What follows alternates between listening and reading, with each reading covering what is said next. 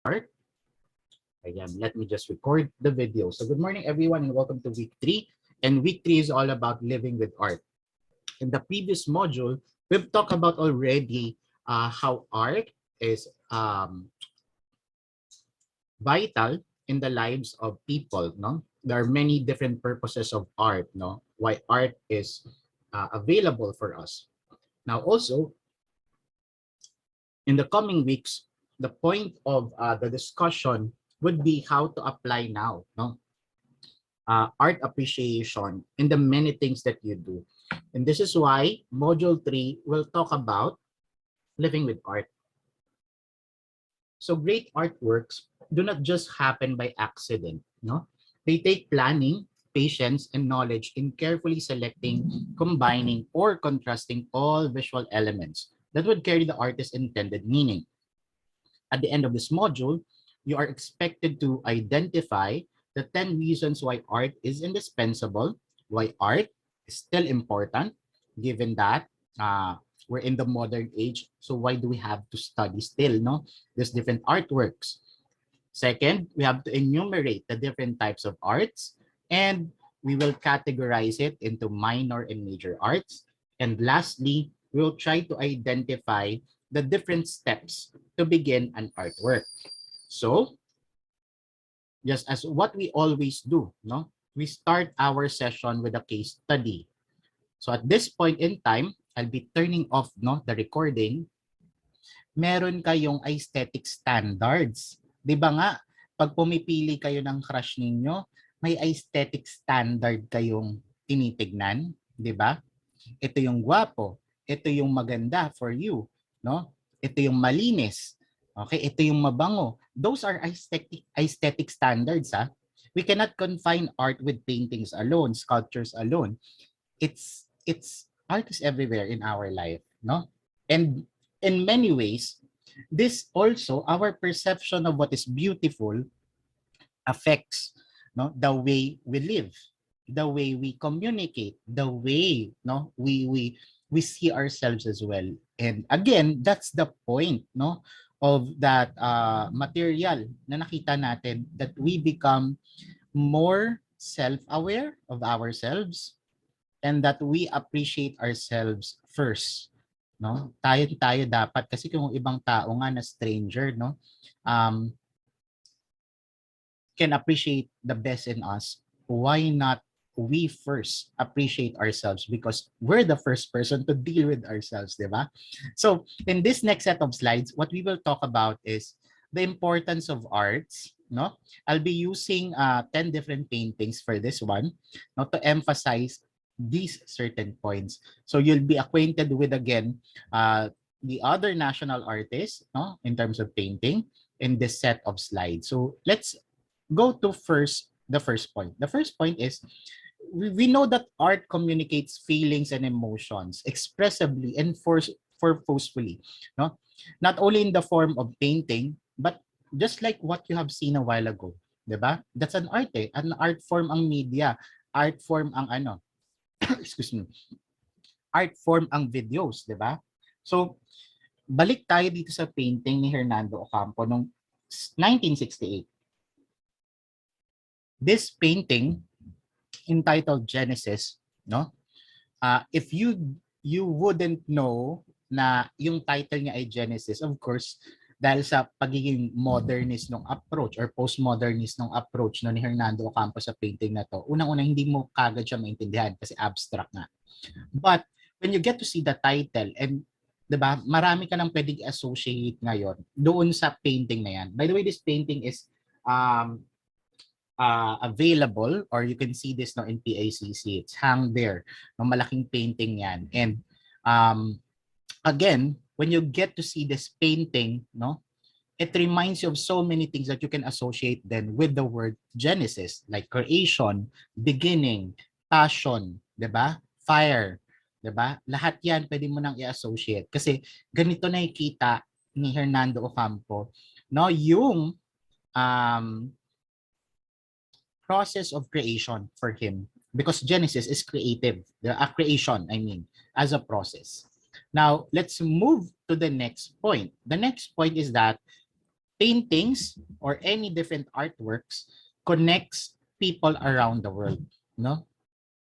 May capacity ang artwork na kahit hindi natin alam yung painting na yon, pwede siyang mangusap sa'yo or any artwork, no? Sculpture man yan, installation art man yan, building man yan, palaging meron siyang kino-communicate sa inyo. Any form of art. Like for example, the work of Felix Resurrection Hidalgo in 1884, no? Code Las Virgenes Cristianas, Expuestas al Populatio, meaning, English translation nito, the virgins exposed to the populace. So in 1884, apart from the work of Polarium ni Juan Luna, this painting of Felix Hidalgo also won. No, magkasama yan sila na nanalo, sabay silang nanalo dun sa public exhibition sa Europe ng award, okay? Ng medal, no? So, kung titignan ninyo yung tradition, parehas halos, no? Yung tradition ni Juan Luna with the way he paints is almost of the same, no? Katulad ni Felix Resurrection Hidalgo. Why? Because they're a product of their time. This is the influence of their time. But what I want you to notice is that same din almost yung tema. The tema, yung theme na ginagalawan nila, Roman theme, and that this is the painting tells us of a story of virgins, no? These are virgin, mga babae ito, mga virgin ito na captives, mga slaves sila na in-expose ngayon sa isang bathhouse kasama yung mga lalaki. At sa Roma kasi, this is something that they do, 'di ba? Yung mga nobility, yung mga upperclassmen, ganyan ang ginagawa nila, no? Yung ginagawa nilang prostitute, yung mga slaves. And sa kanila normal 'yun, okay? So sa painting na to ni Felix Resurrection Hidalgo, he's actually saying, no, something here. Okay? So on an individual level, he's talking about abuse about women, 'di ba? Or on a national level, he's talking about what's happening in the Philippines.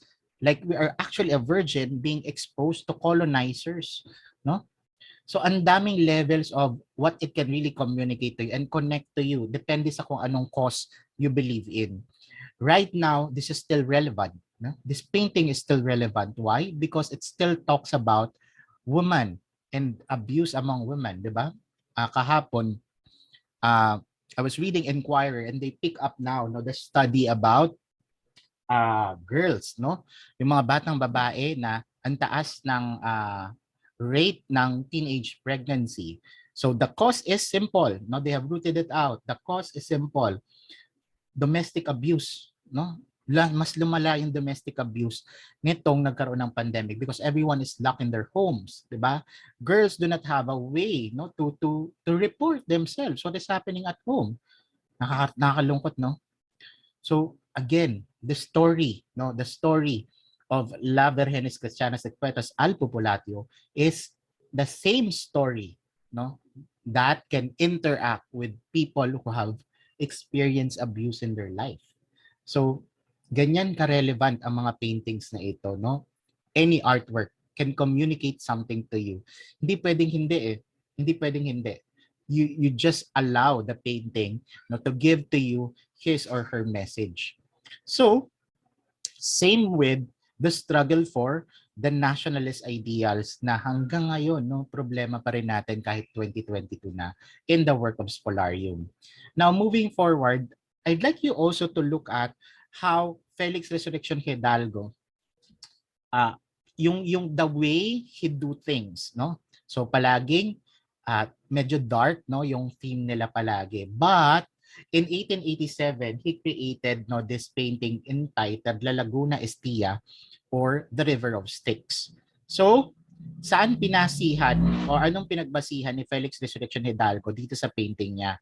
So yung painting na to is actually coming from another art form which is literature, no? Sa sinulat ni Dante Alighieri na Inferno. If you are familiar with Dante Alighieri back then, no, in your world literature class, remember that Dante Alighieri, no, describe hell into 7 levels. Okay? So each of the hell, meron siyang counterpart na mortal sin. At itong La Laguna Estia, this is the 6th hell. You get to see the river of Styx in the sixth hell, sa pang-anim na level ng impyerno. At dun sa pang-anim na level ng impyerno, ang ruling mortal sin is wrath, no? Galit, puot. Okay? So, ayan. So makikita mo rito na yung mga kaluluwa dyan sa River of Styx, lahat sila, ang kasalanan nila, ang matinding kasalanan nila ay nagkaroon sila ng hinanakit sa buhay na hindi nila kayang i-let go. So anong challenge? The challenge is for the soul, of course, if para hindi ka mapapunta sa impyerno na yan, you have to you don't have to look at them. Kasi when you get to look at them, hihilain ka nila. So imagine no the creative process of Allegri now being translated, or Dante being translated now to an art piece. So this is how Felix Resurrection Hidalgo, okay, draw that masterpiece of a Dante. So again, artwork in many forms can be a really great tool for learning because you get to appreciate no these masterpieces over time. 2022 na, pinag-uusapan pa rin natin to. Why? Because it's still relevant. No, the story is still relevant, and it can capture, no, lalo na sa world literature ng mga masterpieces na to, it captures a lot of the many things, no, na problema nila noon, na problema pa rin natin ngayon. Now, what else? You also have here the work of Juan Luna in 1886. Remember that artworks allows us to commemorate certain occasion. And in the work of Juan Luna in 1886, he recreated in his imagination, no, what could have happened during the Blood Compact. So, in between Miguel Lopez de Legazpi and Dato Sicatuna. So, ganito dinescribe, no, ganito sa isipan ni Juan Luna yung nangyari, no? It translated what had happened. Of course, hindi pa naman siya buhay nung nangyari yon. Pero because of his imagination, he was able to produce this kind of art. And a little bit of a trivia, back then, in order for you to produce certain art, of course, you need to have a live model. Eh, sino ba ang live model for this? Ang live model for this is Rizal and yung girlfriend noon na magiging asawa ni Juan Luna na si Paz Pardo de Tavera. So again, di ba? Just a trivia not to this painting. Most of the paintings of Juan Luna, one way or the other, nag-post si Rizal doon as a model because this group of people are really good friends. No, Juan Luna, Del Pilar, and the rest of the Ilustrados. That's their way to help Juan Luna, no? To help Juan Luna paint his masterpieces. Why? Because it's too expensive. Expensive kasi na mag-hire ng model. So sila nagtutulungan sila, no? And that's their way of really helping themselves, no, get through and of course work within their budget back then in Europe. All right? So moving forward, again, imagine if artists didn't create, no, ang dami-dami nating masterpieces na ang kino-commemorate certain events in our history. Now, next is it also serves as a source of inspiration and aesthetic pleasure. What do we mean by aesthetic pleasure? In the work of Vicente Manansala, the bird seller in 1976, the subject of the painting is the very ordinary people, like of a bird seller, nagtitinda ng ibon. Kasi uso pa yan dati, no? Ngayon you have to go to pet shop. Back then nilalako, no, naglalako talaga ang mga isa tong legit na trabaho back then. No, so may mga tao nagbebenta ng maya, ng kalapate at iniikot yan sa barangay. Naabutan ko yan noong 80s. So si Vicente Manansala as a national artist, no, ang subject palagi ng painting niya yung the ordinary people, and this is how he do it, no? Postmodernist din siya yung approach niya, but nonetheless, no, vibrant colors, and depende kasi sa theme kung anong gusto niyang sabihin. Okay, so it brings you this kind of aesthetic pleasure. Why? Because each of the painting provides you of a different taste of what art is. This one, a different taste of art. Now, another is the work of Fernando Amorsolo in 1950 entitled Fruit Gatherer. So, you know, art pieces makes a surrounding better and more complete. no? Sa mga malalaking halls, no? Sa mga offices o sa mga hotels, 'di ba? Palaging hindi pwedeng walang masterpiece na artwork, no, na nasa gitna ng main hall. Palaging meron 'yan. Actually, it's parang luxury yan kapag meron kang painting. So, bakit? Kasi art pieces nga, no, makes a surrounding feel like it's elegant. So, imagine if you go to the Amor Solo Hall, no, in National Museum, I tell you, no, it's out of this world. Why? Because the colors are really vibrant. Masaya. Kung pumasok kang malungkot, doon lalabas kang masaya. Why? Ang saya ng mga kulay palagi na ginagamit ni Fernando Amorsol, as you get to see here. And also, what you get to look at how he does things. Okay? Palaging balanse yung foreground, yung background, and palaging vibrant yan. No, karamihan sa mga paintings ni Amor Solo, balance ang negative at positive space. Positive space being the subject or object of the painting, and then negative space would be your background. Trademark yan, no, ni Amor Solo in most of his painting. Another painting you'll see in the last slide is Amor Solo's rice planters. Tignan natin ulit siya. So, another Vicente Manansala painting in 1950 would be Madonna of the Slums. As I've said, no, the tradition is simple. Vicente Manansala, the ordinary. Okay? The ordinary. But in the ordinary, he get to create a story that is so vivid and tells about the life of Filipinos, such as Madonna of the Slums. Sa Tagalog, ang translation nito, ina ng squatter. Diba?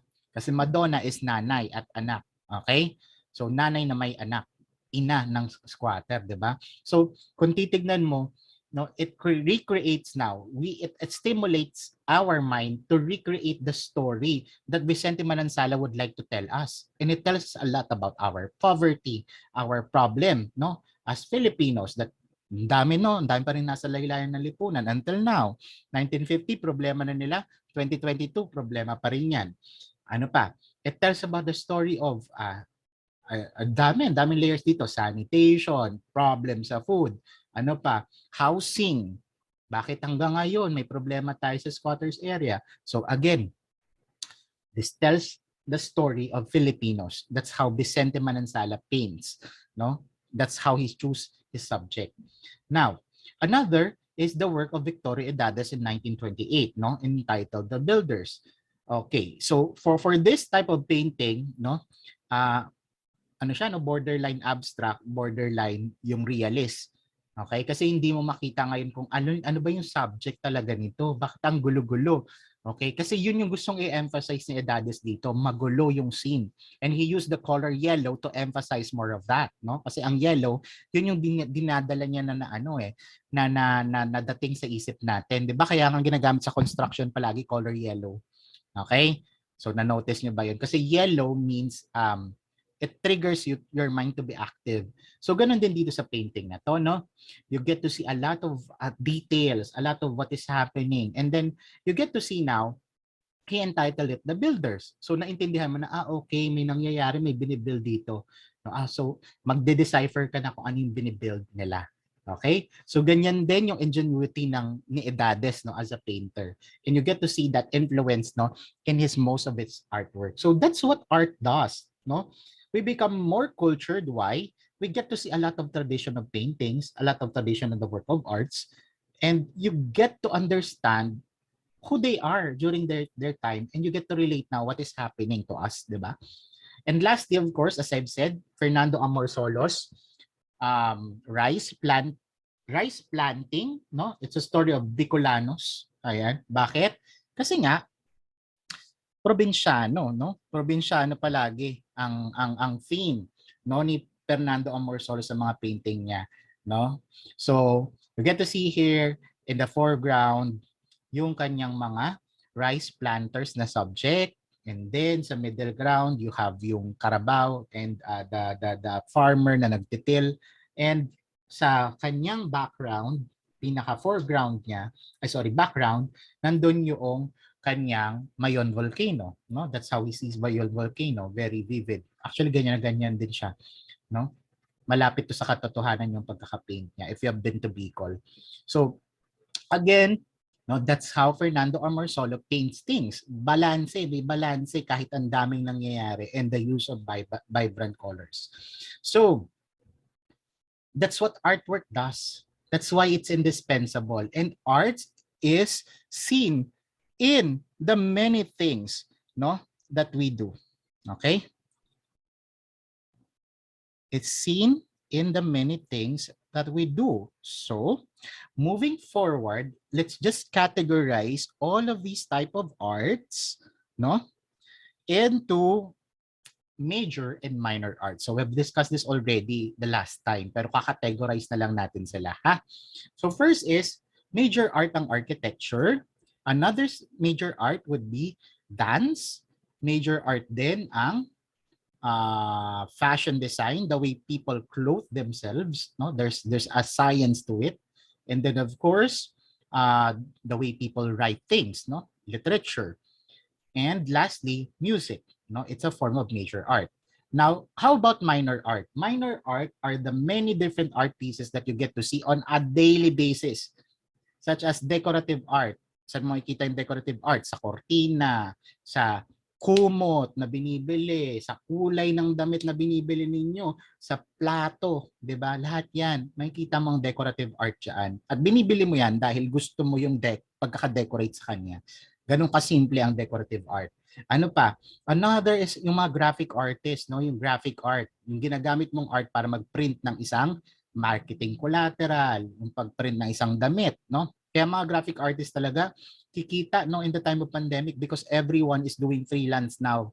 No, everyone would like to do online selling. And then of course you need to have logo, you need to have design, and that is where the graphic artist comes in. Now, of course, industrial art, no? Ayan, o si Jesmer malamang kumikita yan, no? As sideline no na graphic artist, no? Photoshop and everything na yan, di ba? So moving forward, ayan.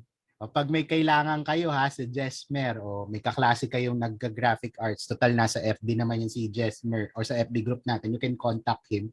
'Di ba? Baka naman, Jesmer. Anyways, industrial art, moving forward is what you get to see now. What you get to see now in most of the buildings, 'di ba? Most of the buildings that we get to see on a daily basis, there's an architect involved there. Okay? And the architect designs now how the building is not, hindi lang ano ha, 30% of po, Jada, oh, 'di ba? Yan na nga, ayan na nga. O, sabi na nga, oo. Oo, sabi art up. Pag sinabi niyo art app, alam niyo na 'yon. May ano daw kayo, may discount. Char. Anyways, industrial art tantamount to practical art such as engineering, metalworking, or carpentry. Okay? So, lahat ito, even sa bahay ninyo. No? Bakit nandito yung poste niyan? Bakit nandiyan yung gate ninyo? Or bakit yung bubong ninyo? Ganito yung pagkakadesign. Ang tawag natin dyan, industrial art. Okay? Next would be plastic art. Plastic art are often involved with any materials that can be molded, modulated in some way, often clay, paint, and plaster. Normally, makikita mo rin ang plastic art sa mga installation art. No? Maraming mga artists na nagre-recycle ng mga bagay-bagay, di ba? So, you get to see how they mold now, no? How they reuse certain things to produce artworks like this. Ang tawag natin dyan, plastic art. And then, of course, popular art. Saan napapasok yung popular art? Yung napanood nyo kanina, pop art yon. No, literature, music video, theater, film, Netflix series. Alright? All of Us Are Dead. Diba? Kung napanood nyo na. Ang ganda no? Ganda. Nasa episode 2 pa lang ako.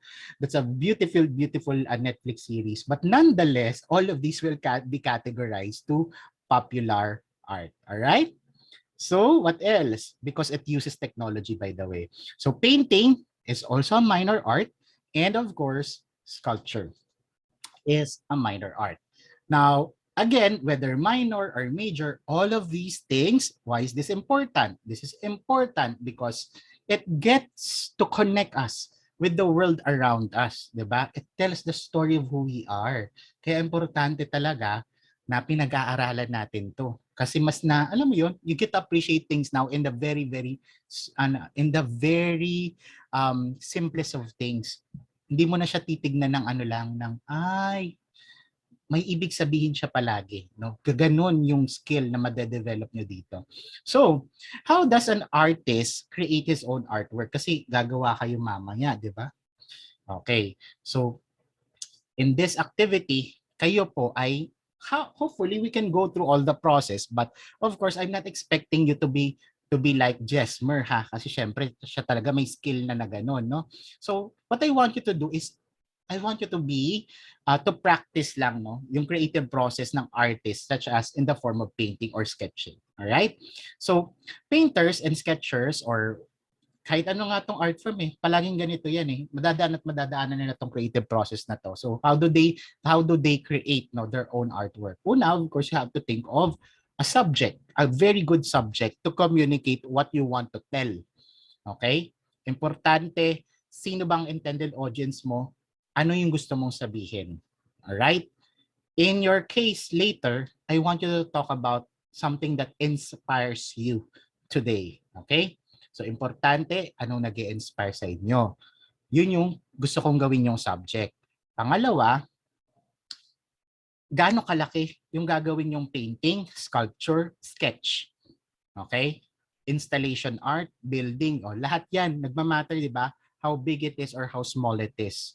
Okay? Because it tells something. When it's bigger, it can tell something, no, dun sa audience. Kapag ka smaller, may gusto ka ring sabihin. So pinag-iisipan ng artist yan. Gaano ba kalaki yung aking gagawing canvas kung painting man ito. Now, also, you have to create your own craft. Nakita ninyo si Vicente Manansala, si Hernando Ocampo, parehas na postmodernist, di ba? Pero kahit parehas sila ng postmodernist, yung cube-cube, okay? Anong nakikita ninyo? May sarili silang paraan para gawin yon. Ganun din kayo, no? When you paint, when you sketch, when you sculpt, or when you do photography as well, no? May sarili kayong paraan para gawin yon. No, hindi kayo makukulong lang dun sa influence. Palaging may taste ninyo dun sa ginagawa ninyo. Just as what I'm seeing here, no, in all of your artwork, 'di ba? Kasi it tells your story. Your artwork is your story. Okay? So ganun din dito po, ha? Now, what else? Of course, you think about the placement. Nasaan? No? Kasi two-dimensional lang siya, Kung mag-three-dimensional man yan, kung sculpture yan, it also matters na where you place certain things. Okay? So, saan ba si ganito? Nasaan si ganito? Pa-portrait pa ba siya? Yung subject mo ba, maraming subject doon sa loob o isang subject lang? Paano ma-emphasize yung subject ko? Kailangan ko bang i-landscape yung painting? Kailangan ko bang naka-portrait siya gaya nung sa Mona Lisa? Alright? So, importante na tignan nyo po yan, no? Yung mga bagay na yan. Okay? Another would be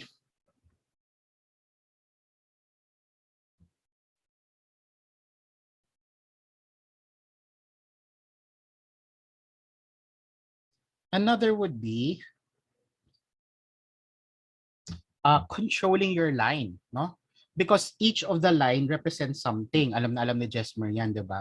Yung kine-create, no, na dimension ng painting ng line kapag ito ay horizontal, diagonal, or vertical. May effect 'yan, no? Kaya nga yung pagkaka-place din ko, naka-landscape, portrait, no, yung painting or yung sketch ninyo. Of course, it affects the whole total effect ng ano. Yan, guidelines, dimension, and many more. Sabi nga ni Chesmer. Now, moving forward, we also would like to have a balance of a positive and negative space. But again, it's not every day that you get to see a painting na balance yung positive and negative. Swerte natin kasi we get to see our more solos work. But in the many different paintings as well, na alam niyo yun, na magandang example din, na lumabas sa tradition, merong mga nakikilalang painting na hindi balanse talaga ang positive and negative space pero may epekto sa tao, may sinasabi sa tao. Okay? So, pwede kayong lumabas dun sa tradition na to. Wala namang problema. No, if you want to pursue, no, yung arts talaga in the near future. And then of course, add contrast just simply means filter. No? What's the theme? Darker ba siya? Lighter ba? More vibrant ba yung color? Depende sa influence yan, no? Most popular art, palaging vibrant yung color. Now, what else? We also have to simplify distracting element. No, that's your job, no, as an artist. Okay? syempre ayaw mo naman na magulo lang tignan.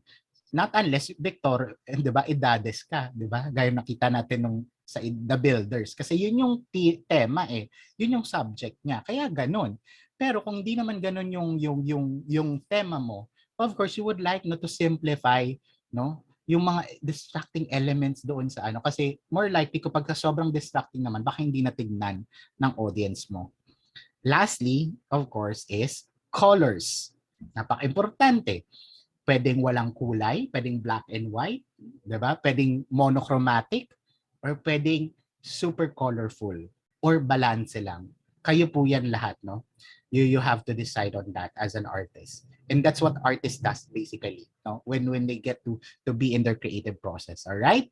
So, these are the things that an artist, no, usually do when they prepare their art piece or when they create